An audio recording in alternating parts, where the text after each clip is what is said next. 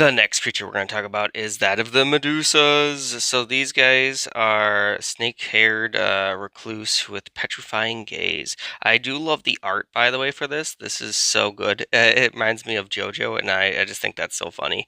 Uh, so these guys, by the way, have living like snakes in their hair that basically are their hair. And they also have a very infamous petrifying gaze.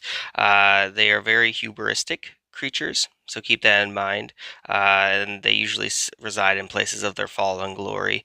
They usually also live on like the fringes of civilization, and whenever you go ahead and see basically petrified victims, that's probably where they're living. They also dominate other like monsters usually and or criminals, so you could use them actually as a big bad if you wanted to, like for like a lower level thing.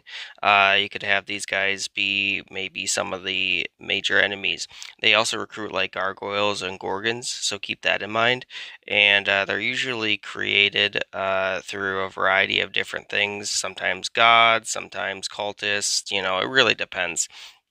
Anyway, we're going to look at their stat block and how you can use them in your campaign. So first off, we can go and see they're pretty strong. They have 15 AC, 227 hit points, 30-foot movement. They're a CR6.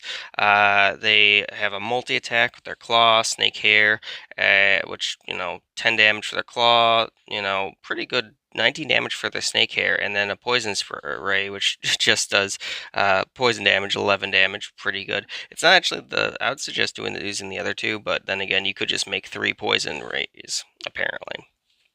You also just have a petrifying gaze that they can just do as bonus action each turn, assuming they recharge it with a 5 or 6.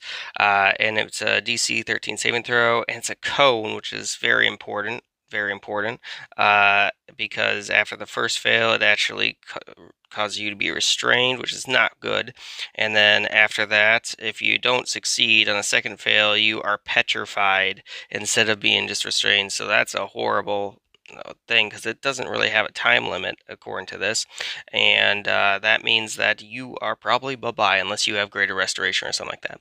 Overall, you should probably use these guys sparingly, just because they are very difficult, especially with that petrification.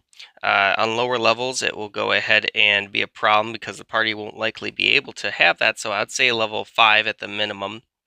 You should probably face these guys, just because that way they won't get petrified unless you really want to scare them. If you're running a horror campaign, these guys would be great. Overall, pretty crazy, pretty cool.